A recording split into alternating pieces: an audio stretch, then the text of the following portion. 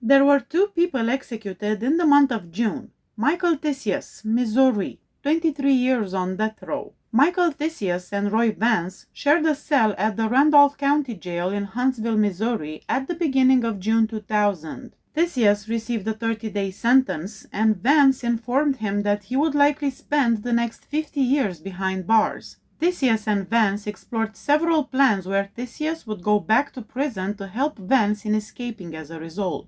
One of those schemes called for Tisius to bring a gun to the jail, subdue the guards, and hand it to Vance, who would take over and free all of the prisoners. The Randolph County Jail was a two-story brick structure that had previously been a residence. When a guest rang the doorbell, the officers could remotely unlock the jail's front door, which was always locked. The dispatch room where the officers were stationed was to the right of a counter in the small foyer at the front door. The jail cells were located in the back of the building along a hallway from the dispatch center. Release day for Tisius was June 13, 2000.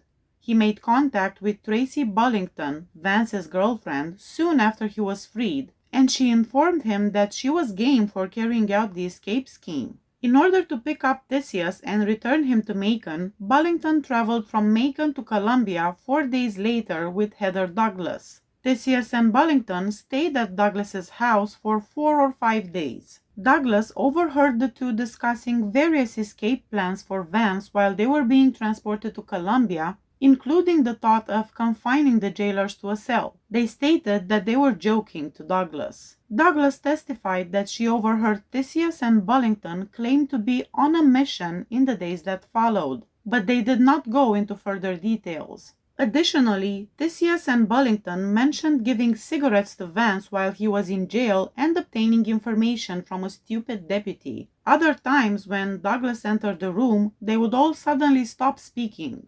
In addition, Douglas testified that she observed a gun in Bullington's car and that Tisius and Bullington kept a stereo, clothes, and camping equipment there. Tisius and Bullington made many trips to the jail starting on June 17, 2000, and they did so over a period of several days. On one of those mornings, they were allowed in through the front door and handed a pack of cigarettes to an on-duty police officer, asking for them to be given to Vance. A couple of days later, Tisius and Bullington visited the jail claiming to bring Vance some socks and inquired about his scheduled court appearance. According to Bullington's testimony, each delivery conveyed to Vance specific information, such as the news that Tisius had arrived in town or the fact that the jailbreak would not take place the same night as the delivery. Tisius kept a .22 caliber pistol Bullington had taken from her parents' house in the front of his jeans during several of those visits. Tisius had made an attempt to obtain a larger firearm than the one Bullington had taken. One officer testified that Tisius and Bullington were acting really funny, uneasy, and erratically on the night of one of their visits,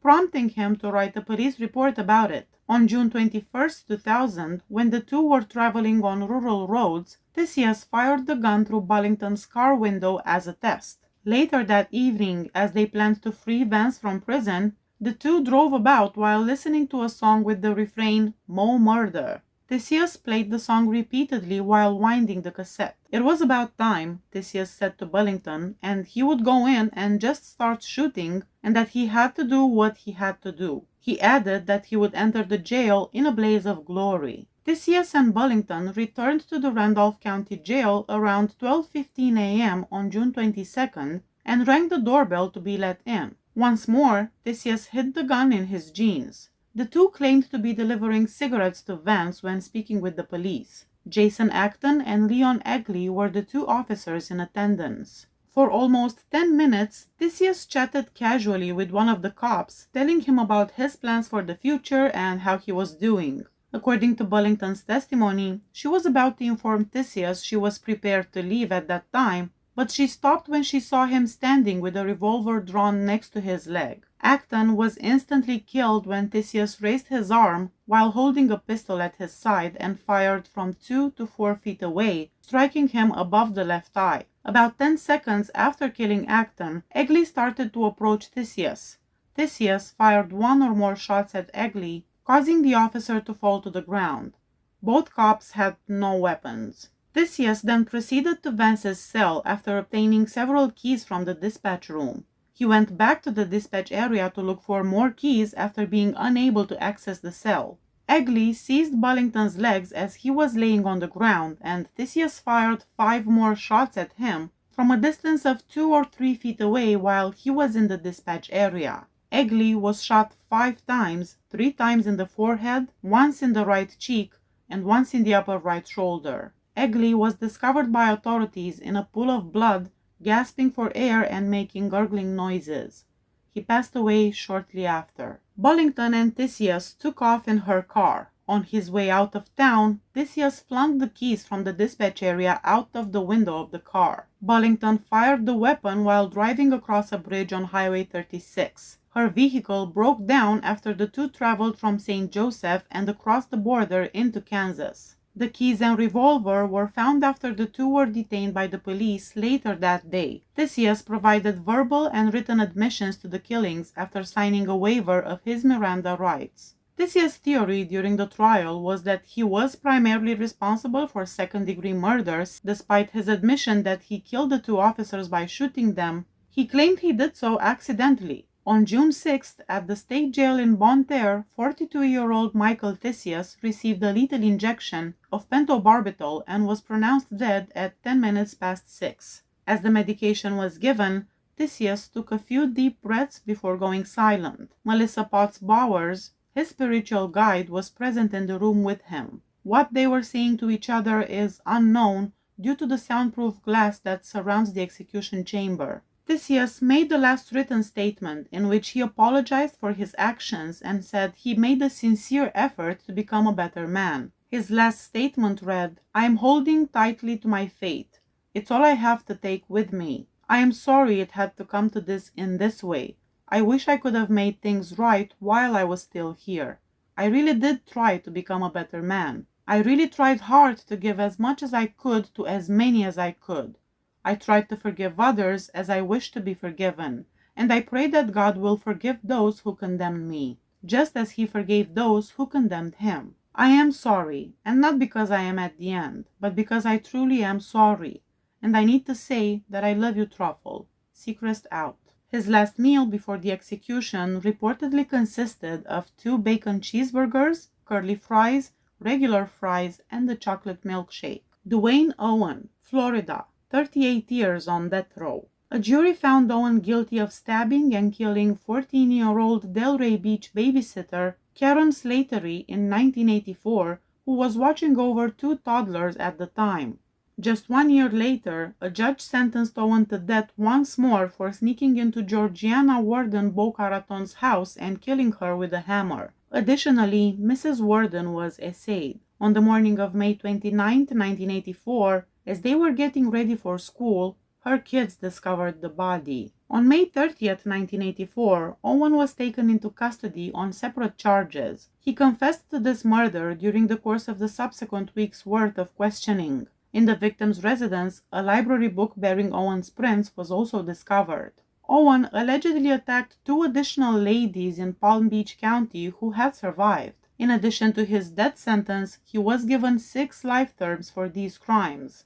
Just before and after Owen turned 23 years old, all 4 attacks took place. Owen's attorneys contended that he should not be executed on the grounds of insanity because he suffers from schizophrenia. Last week, though, the Texas Supreme Court dismissed Owen's most recent appeal, and on Wednesday, the U.S. Supreme Court also dismissed it, stating that even though Owen has mental health concerns, they do not prevent him from being put to death because he is aware of the penalty for his actions. According to state-employed psychiatrists, he displayed no signs of the condition during the conversation. In addition, the defense claimed that Owen suffers from gender dysphoria and dementia, both of which the court's investigators could find no evidence of. According to court documents, Owen's mother passed away when he was just 11 years old, and as a child, he was severely physically abused and essayed. After 38 years on death row, Owen was executed the evening of June 15, 2023 by lethal injection. He woke up at 7 a.m. and had his last meal at 9:45 a.m. It was a bacon cheeseburger without a bun, onion rings, strawberries, a vanilla milkshake, and coffee. Corrections officials allowed the meals to cost up to $40. Some family members of the victims witnessed the execution, but the Department of Corrections officials would not disclose who they were. Owen received no visits from friends or family. When asked in the death chamber minutes before he died whether he had any last words, he said no. He did leave a last statement which read, "I have transcended space and time. I have seen the visions of the crowd. My energy and particles will transform ad infinitum. I will live on. I am Tula, 13. The 3-drug mixture used for lethal injections in Florida consists of a sedative, a paralytic, and a heart-stopping drug. The first is etomidate, an anesthetic drug. The second, pancuronium bromide, which paralyzes the lungs. The third drug is potassium chloride, which stops the heart. A saline solution ensures the drugs are pushed through the system. That is it for today, guys. Please hit that subscribe button if you like my channel. See you next time. Bye bye.